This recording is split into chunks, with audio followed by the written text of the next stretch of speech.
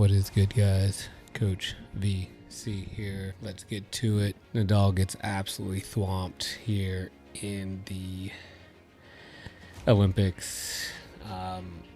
But there was some tension in the second set. Obviously, if you look at the title, is Djokovic now the new king of clay? He has not lost in Roland Garros since 2022 against Nadal. Since then, he did win 2023. In 2024, he did not lose.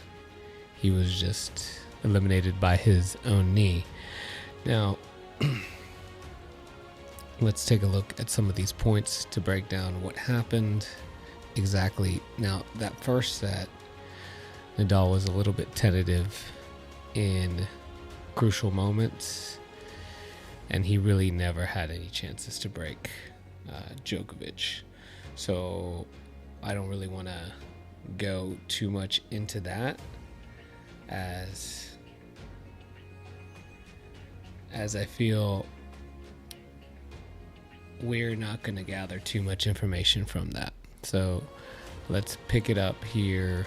As you can see, it is 4-1. Nadal has finally held in the second set. We're going to pick it up from there. We're going to break down some points so we see exactly what happened. Now, obviously, this is probably the first mental lapse that Djokovic has in their battle. So let's take a look. Now this is played through. There's Djokovic's serve. And Nadal's going to do what he does and play that heavy ball back through the middle. And this is really the first time. You see Nadal's hovering back up near the court. Sorry for the cutoff there. It is just the way it is. So this is the first really bad error that Djokovic probably has. That wasn't a drop shot attempt. Nadal would have been all over it anyways. A poor decision gives Nadal that 15-30 advantage. Next thing, we're at 30 all. Obviously Nadal, he's always trying to blow up. Nadal's always trying to blow up the returns in this area and make you contend with that over and over. So as you can see, and for you advanced players, when somebody blows up the ball right through the middle of the court, you can see where Djokovic hits that. This is arguably the greatest player in the history of the game, and arguably the best clay courter right now. You don't go searching for the corners when somebody blows up a ball. I think that's something that Djokovic had to learn through numerous battles with Nadal. I can go into an in-depth video on their evolution of their matchup in the decision-making that Djokovic went through as a young player. He was over-aggressive and just tried too much to attack Nadal too much. And now he's played him so much that now he knows when to attack, when not to attack. And Nadal has obviously countered himself, but if we look at both players, quantitatively, Djokovic now, especially with the diminished speed of Nadal, I don't think there's a much comparison as far as who is the better player now. Now, for you players that are coming off of injuries and whatnot, let's not get this twisted. Nadal a week ago loses to Borges. Some people will call him Borges. It is not Borges, it is Borges. Nadal lost to this guy in the finals of a 250. So this is not peak Nadal. So let's not get that confused. So let's continue on. There was a little rant there for you high performance players. Ball gets blown up through the middle. Middle begets middle. Don't get too excited when you get some pace and spin in front of you. So let's see what happens here. Boom, boom. He's got Nadal pinned in the corner. This is a big point. So this is, I think, the first time Nadal... At this point, Nadal is down 6-1, 4-1. So that's 10 games to 2. So that's, for Nadal, fairly embarrassing, especially on his favorite surface and court. Djokovic keeping him pinned in that backhand corner. And that's really the first, that's something that Nadal is used to getting from Djokovic, is some forehand errors. And really, Djokovic really did not have much business trying to generate from there. He's too far back. That's a tough angle. Okay, so now Djokovic has it's a break point for Nadal, and obviously there we can see it again. We got that double fault. That's how Nadal gets his first break against Djokovic in this entire match. The rest of the match, that first set was fairly comfortable for Novak. He did not. I ought to double check, but I don't think he faced a break point up until that point. I will double check. I did watch most of the first set, and then I've had to go piecing through the second set.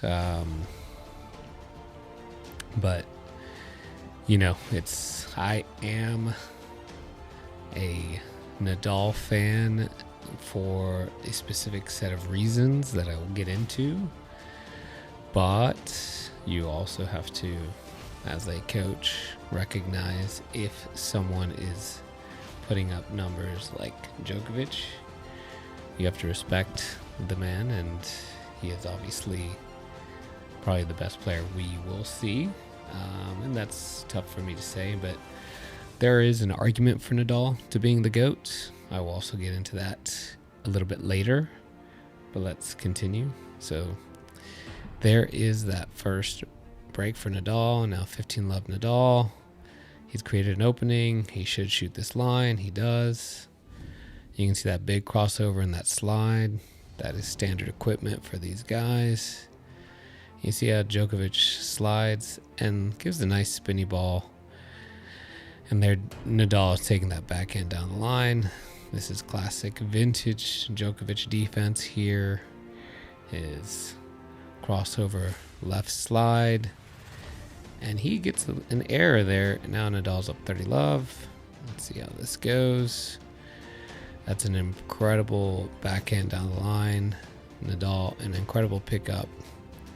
And that is as about of a high-level combination pattern that you will see anybody run. We can enjoy that all one more time. A left slide. Handcuff Nadal, gets the middle ball, and then an absolute, that's just basically a pure forehand inside out. An amazing two-shot combination if you're not using pattern-based training in your practices. I think that is for sure guaranteed. Djokovic works on these things. You should be as well. Let's see here, 30-15 Nadal. It's got him on the run. Good runner by Djokovic. Now, what I want you to pay attention to for you young players, let's look at this. He's on the run, and he's not trying a massive blast, 8,000 miles an hour. It is a solid, good amount of spin, and he's got himself plenty of time to recover. If he hits that flatter, he's not going to be able to make a play on this ball. Obviously, a great forehand by Nadal, great slide and then lob. Now, when I go later in, we're going to see some Nadal when he's younger. Younger Nadal has less offensive capabilities, but also younger Nadal has incredible speed and incredible defense.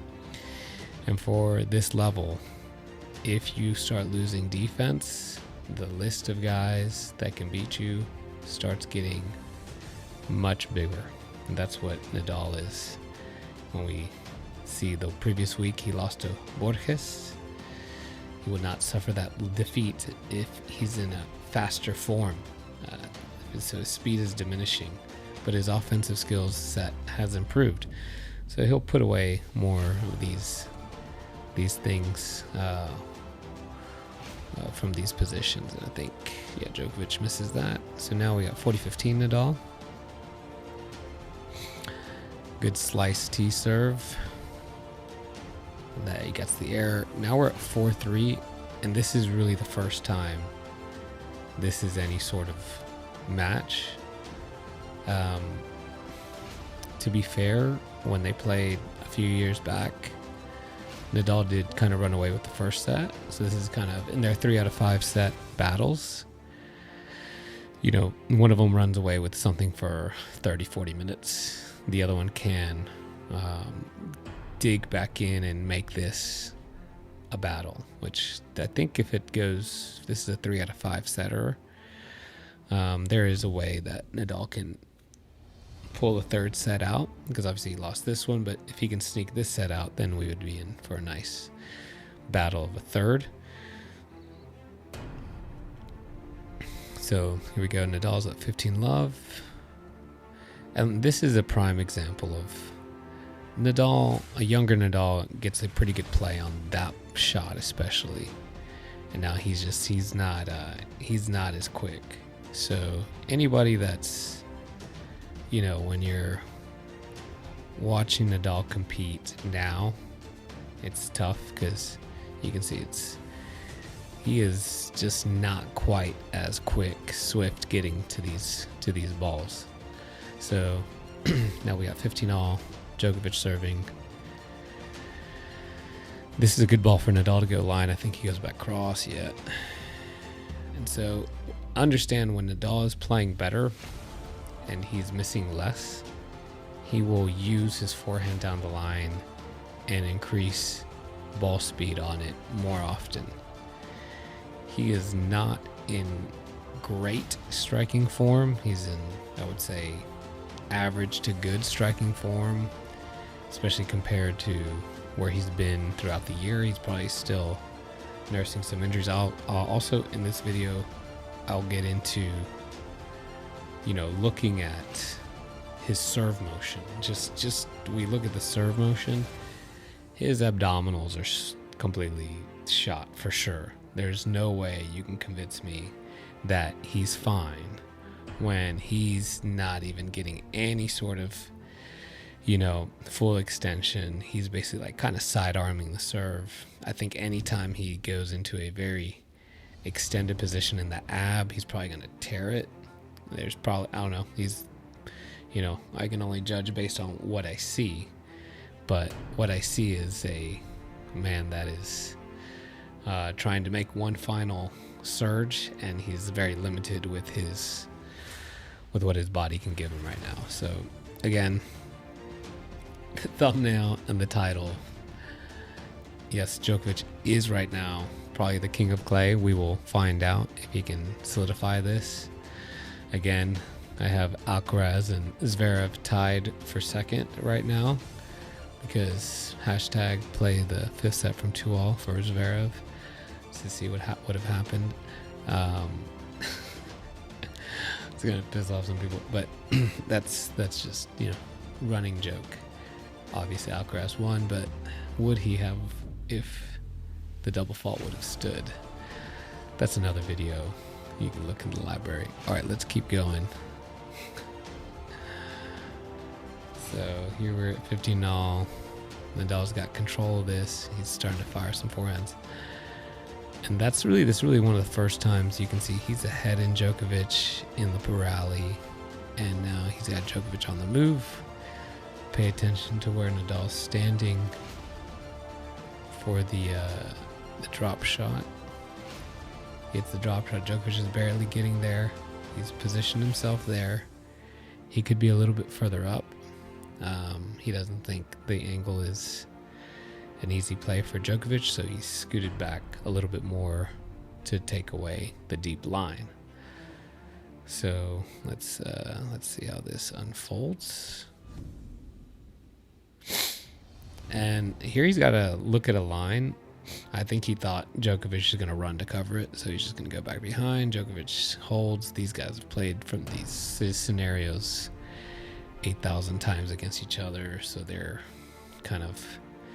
a little bit of guessing game, cat and mouse. So let's see how this continues. Let's see. All right. So, yep. Djokovic misses that. So now it's 15-30 Nadal. Big serve. Mini tennis return. You can see Djokovic. He's going to be aggressive on this ball. He is. And now he's kind of in no man's land. Nadal. Good little flicky. He's got Djokovic a little bit off the court. Djokovic cuts it off. Misses long. So now it's break point. This is... I didn't see what happened at 15-40, so no comment there. And this is where Nadal, great heavy ball. He is not. He's, again, for you junior players. This return, I see a lot of, I say juniors, but just say like less experienced players that don't know what they're doing. They'll try to blow this up like line and miss wide, and it's just embarrassing. It's tough to watch as a coach. These sequences have already been played. It's like watching a movie. Once you know the movie, it can only be done a certain way, few ways. This is a great return. Puts a lot of pressure on the rise back end of Djokovic. And Nadal's going to double it up, do it again. But when he's playing his best, he is just firing repeated heavy balls with solid depth, and he's changing directions on you.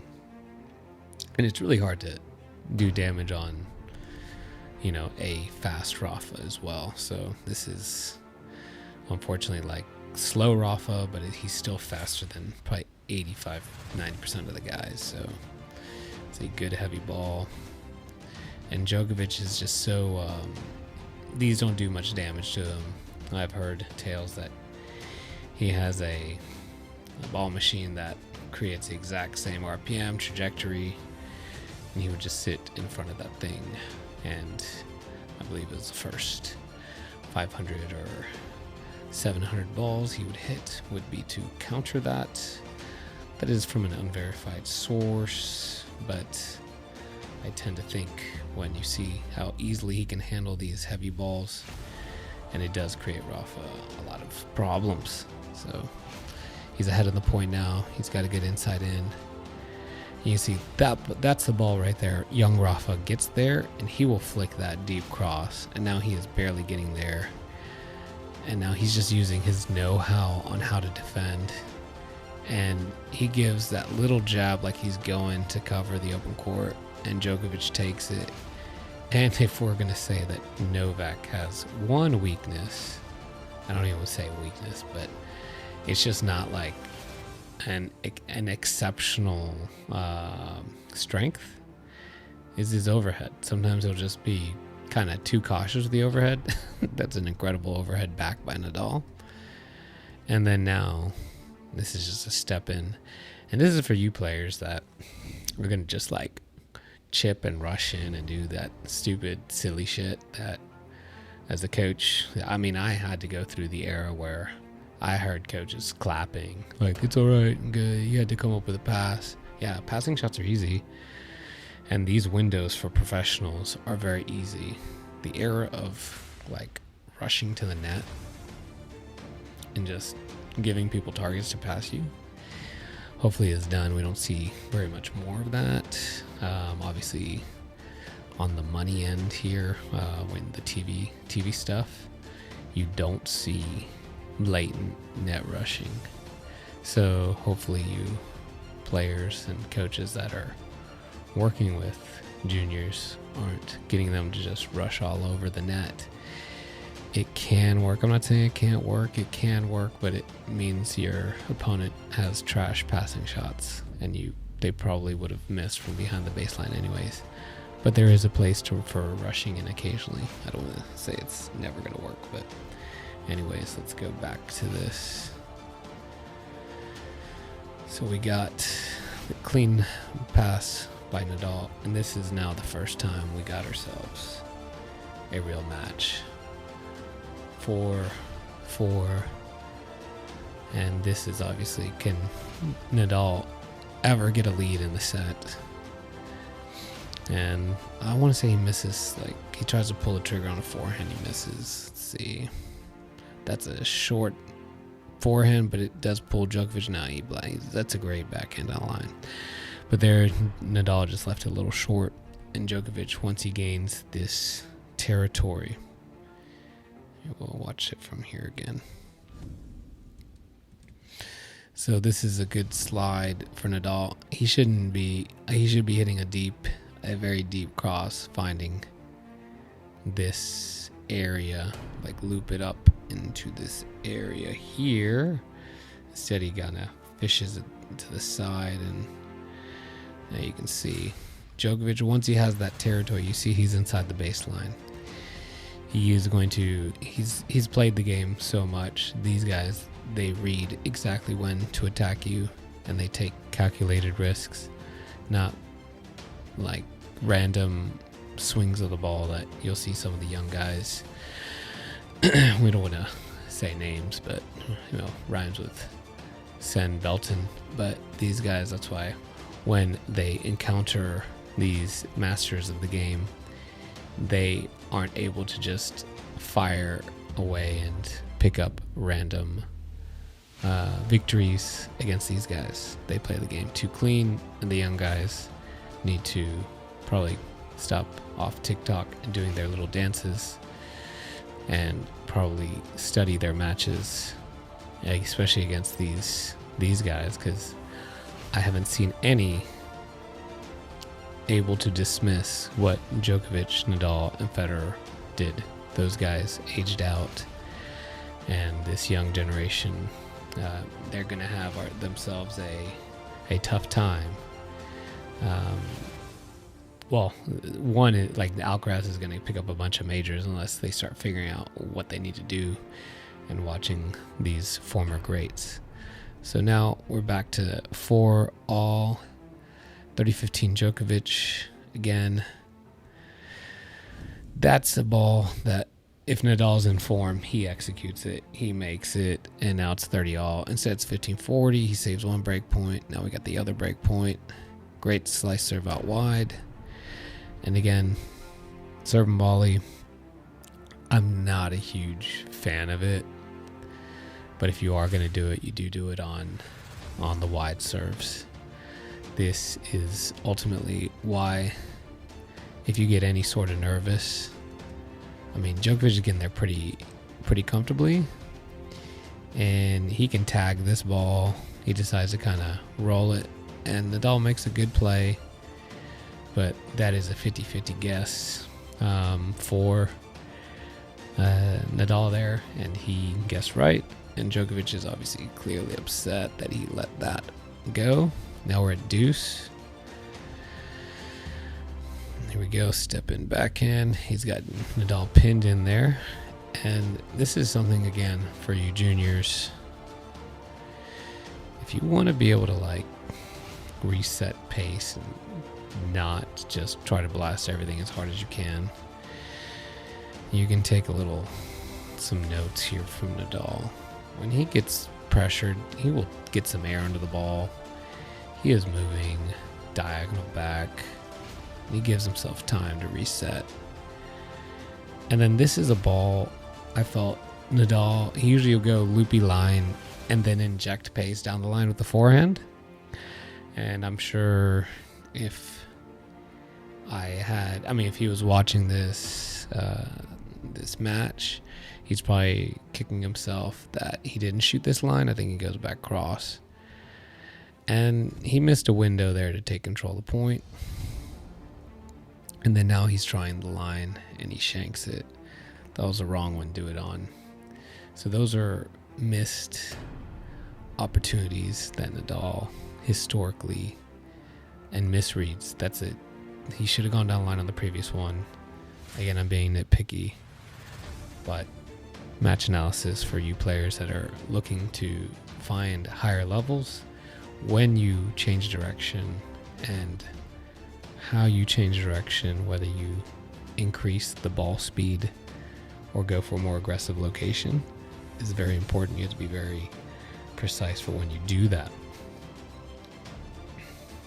So now we got another break point here for Djokovic. A great return, great pickup by Nadal. And here we go. I think Djokovic is going to keep it pinned in that backhand side. Yes, that's incredible depth. And you can see, you guys, that you coaches too, but these coaches that tell their kids to step into everything pisses me off. Look, Nadal's one of the all-time greats, and he's not stepping into this. He's creating space to hit the ball. So for you stupid idiots that freaking coach kids to step into everything, stop doing that. You're ruining their game. Tennis is an offense-defense sport. You need to be able to do both. And then also these first strike dumbasses that say, oh, you know, first strike. Dude, you got to be able to take a punch too and then counter. All right, anyways, there you go. Well, so you got to be able to create space and defend just as good as play offense. Tennis is an offense-defense game. You need to be training offense-defense components, and you should be doing that in all your practices. And if you're not, then you're, in essence, training to fail. Okay, so anyways, let's see how this goes. Good space there. And since Nadal left that short, and Djokovic, you can see he's just inside that baseline when he's hitting it. That's an incredible drop shot. And he seals that break. And you can see, again, a faster Nadal, I'm not saying would get there. I think he would. This is what a faster, so no one's like, oh, Nadal wouldn't have gotten there. He wouldn't have like, okay, so for you idiots that don't understand the game, Nadal just would have moved quicker back for this, and then he wouldn't have hit it that short. So the ball wouldn't have landed here for Djokovic. It would have landed like deeper, or he would have turned on it. Just Djokovic isn't getting into these offensive situations as easily. So, you know, again, I am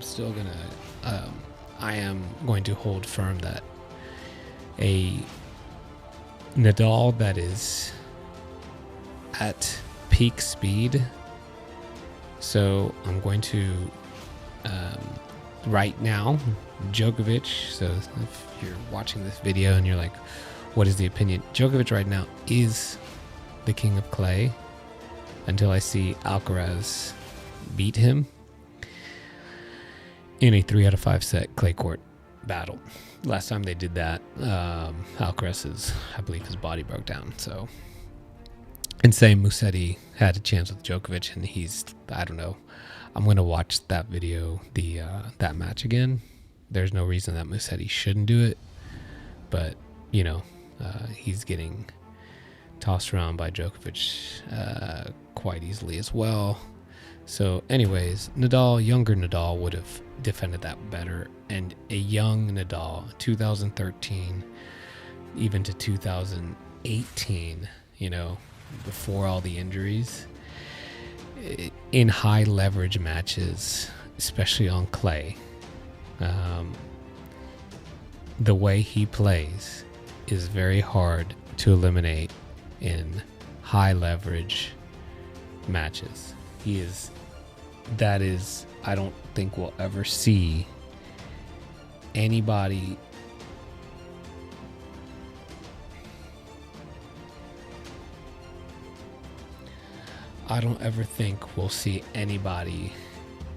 you know, able to defend that way, and that is hard to eliminate somebody, especially if you're any sort of nervous. Again, we're going to give a lot of credit to Novak that he did beat Nadal in some big matches on the clay. One of them, I think that the year he ended up losing to Wawrinka, it was not an informed Nadal, but he still had enough speed, and that's still not an easy victory. So, incredible drop shot. And then, okay, here we go. Another jab at some coaches. If you're not teaching your students how to drop shot, think of it as a game where you're just like, oh, I'm not going to teach you how to, do something that might help you win. Because obviously these guys now can do everything on the court. So if you're not teaching your students how to drop shot, you are in essence failing them, and you need to take a serious look at what you're doing, because you're basically, it would be like me telling somebody, no, we don't get water out of cactuses. Well, what if you're in the desert? You stupid idiot. Okay, you might be able to want to be able to do that. Well, no, that's stupid. Okay, well, then you're stupid and you end up losing because of that. So these are things that, as coaches, I've seen all over the place. Coaches say that slicing is bad. Okay, you're stupid, because Steffi Graf sliced a bunch and it set up a forehand. And also Berrettini slices a bunch and it sets up his forehand. So why don't you think about what you're saying, and then before you blindly transmit that to your students who might be actually good at underspin. So anyways, these are things that if you don't study the game and don't understand sequencing and patterns, you are doing a disservice, especially to your students, if you're not going to be teaching them these things. Just because you don't understand it doesn't mean it's not going to work. So Djokovic was able to hit that drop shot, and then he closed out the match there. Now, I do want to take, whoa, look at that. That is a younger Nadal. And I just want to show this just so people understand. Take a look at just the overall speed here. This is, I think, the point before this was when Djokovic touched the net. So this was, again, a 5-set battle that if Djokovic doesn't touch the net, he may have beaten Nadal. This was one of their all-time bests. Maybe also the 2012 Australian that Djokovic won. It was like really long, really good points. So anyone that wants to actually see real tennis and be able to teach real tennis, I want to watch that. Okay, so then also, coaches, like, if you're not watching like all-time great matches and understanding why somebody wins, and you want to claim you know the game, you might want to claim something else. All right, let's see how this. I need to pull up Nadal serving as well, but so we can kind of compare that. Look at that blast. All right, that's exactly what I wanted to show. Let's see here. Djokovic gets up there, gives a massive blast. The thing's a freaking rocket. Nadal just gets there with the two-hander. That's ridiculous. And he blasted again, and this is what I'm talking about. Well, we just watched. He would hit a little mini tennis down the line. Now Djokovic is in. You can see he's like, what just happened? How is it that deep? How do you defend? That is a serious problem for the course of 5 hours to contend with. All right, it's basically probably the best clay court. He gets back over there. Look at that.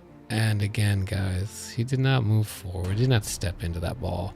Holy smokes. And then also parents that tell your kids to step into every ball. Look, that's not the game, especially if you want them to be able to play high level. I've heard too many parents are like, you got to step into every ball. Yeah, if you have time, sure.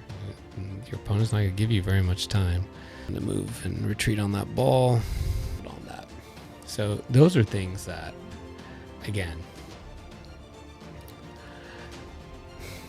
what do we want to do about that? So Djokovic right now is licking clay until I see somebody beat him. He's actually since 2000. I think he won 2021, and then Nadal won 2022, Djokovic 2023, and then Alcaraz 2024. And let's put a little asterisk on there. Maybe a 50% for Alcaraz, 50% for Zverev. Let's see if Zverev, I got to see what he's doing. I haven't checked, but all right. So now let's go. All right. So we're gonna see here Nadal's serve. All right. Now I'm gonna pull up like the 2013 serve. So we're gonna pause right when he loads. Okay, I want you to basically take a nice look. I mean, if we're gonna look at his shoulders, there's no shoulder tilt, and by shoulder tilt, so when the toss goes up, you want your shoulders to kind of line up, and your toss arm is going to be higher than your hitting arm. He's basically like this, because he can't extend out. And what that does is that limits the amount of leverage you're going to get into the serve. So let's go ahead and see. And he's just cutting it. He's still getting, he's a professional. He's got exceptional hand speed, but he's losing probably about at least 10% power. So anyways, or more spin if he wants it. So that's one. Okay. All right, guys. Not imagining things. Look at the shoulder tilt. Fantastic. This is what Nadal, I think in the 2013 US Open, he was he's cranking pretty good. So look at that. That looks pretty good. Great leverage into the serve and a lot of power. So again, he's a slower machine with less force. And he beat Fritz serving 80 miles an hour at Wimbledon. So this is a guy that knows how to win. He's not going to make excuses, but as a coach, I can definitely see the difference. Let's just enjoy some silly good tennis that is mocked. Because remember, for you, I could pose a little question here. So, primary reason Nadal lost to Soderling. Okay, anyone want to comment down below primary reason why Nadal lost to Soderling? And we can have a little discourse on that. Very few people have been able to accurately tell me that. And the main adjustment Nadal made from one year to the next, because he did lose to Soderling. Everybody blames Nadal's knee. He moved just fine. So that is not the reason. There's a tennis tactical adjustment that Nadal made. And if you can answer that question, you are in a very elite company of noticing a bunch of stuff. So I'll give, maybe someone that answers that correctly, at least my interpretation of correctly, I will give you a copy of my book here. Why You Lose to Worst Players. So this is actually good for if you're struggling in tournaments and or you've plateaued. This is basic. If you have I kind of guide you on how to acquire so many skills. That if you have over 100 skills that are relevant for competition, and it's hard not to be at least, obviously within, do you move well, all these things, but if you have all these skills, you're not going to be sub 11 UTR. Okay. To me, this book is how to go from 6 UTR to 11. That's probably along the lines of what that is, and then going from 11 to 14. And once you're at 14, you are now on that professional end, and you are in extreme pattern and extreme leg strength construction there. But anyway, so let's go back to this. Hold up to tournament pressure. It's a great serve. So when we look at the all-time greats, I'm going to say peak Nadal is going to be very hard. I'm not going to put money on him on any sort of clay court, slower hard court. Zero chance. And the more tension there is in the match, the more pressure, the closer the score, the more I'm going to veer towards his style of play. So take that what you will. Djokovic, to me, still gets the GOAT title. But as far as, if we're looking at the UTR, what was Nadal's UTR at this, like, he was probably like freaking like a 18 at this time. And, these are obviously close matches with Djokovic. And had Djokovic won this, and these are the close matches, you got to show you can do it in these high leverage moments. And I know a lot of people are going to say, well, all of his wins came on clay. Like, well, last time I checked, the clay court still has the same size net. It's still a tennis ball. The ball still bounces. You're still using the same racket. So, especially those Federer little fanboys, that I heard that all the time. Oh, it's just on clay. I look, it's still tennis. It's not like that. It's a different sport. So, and I like all three champions, by the way. But if you're forcing me to pick, I'm going to lean towards prime Nadal. But Djokovic gets the all-time GOAT title overall. And right now he is the king of clay, as he demonstrated. All right. Well, let us see how this ended. What was the score line for those? They go to 7-all. Let's see, match point. Oh yeah, triple match point here. So let's watch the end. We did have to watch Nadal lose today in the Olympics, but we will see Nadal win in the 2013 semis. So there it is. That is, when we look at the all-time greats, those are probably 1 and 2. You give Djokovic the edge in all-time great. I give Nadal the edge in the all-time prime one. Who peaked, who got to a higher level. We can never test that. But you have to, the way I see it, again, Nadal came out and they had to adjust to him. He did not have to adjust to them. That carries a lot of weight. They had to rethink the way they considered what tennis was because of him.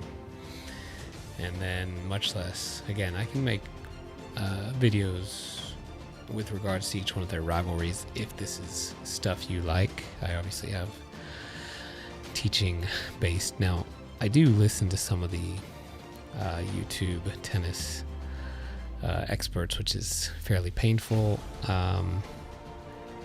And there is a clear, they're definitely missing a few. They'll notice some things, some subtleties, but you have to really study the game, watch it in slow motion, see the decisions they make, and then you can start to find some answers. All right. Djokovic, all-time greatest. Prime Nadal, the best. Federer, most entertaining and a good demonstrator of how to use slice. And if anyone says slicing is bad, you say, well, Federer sliced and he won pretty good. I like all three champions. just the ranking there is, you know, there it is. This young generation, they're going to need to put in some work and watch some of these 5-set epics instead of the TikTok brain of attention span of probably attention span of probably maybe 2 seconds. They're going to need a little more than that. They want to, they'll never be able to. They never eliminated these champions. These champions expired. So, all right, guys. Coach VC is